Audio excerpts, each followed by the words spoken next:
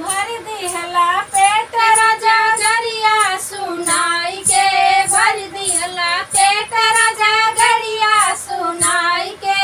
चल जाबै नैहर वीरनवा बोलाई के, चल जाबै नैहर वीरनवा बोलाई के।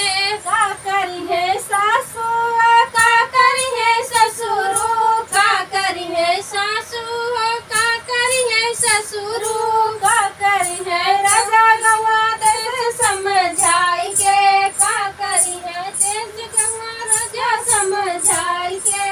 चल जाबै नैहर वीरनवा बोलाई के, चल जाबै नैहर वीरनवा बोलाई के।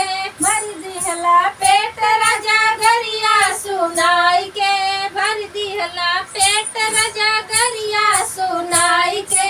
का करी है जेठाया का करी है ठानी, का करी है जेठा हो का करी है जेठानी, का करी है राजा गाँव देश समझाई के, का करी है राजा गाँव समझाई के।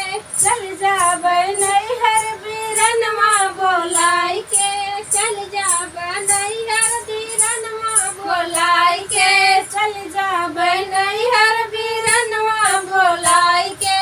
का करी है देवर का करी है ननद, का करी है देवर का करी है ननद, का करी है राजा गवा गंगा समझाई के, का करी है राजा गवा गंगा समझाई के।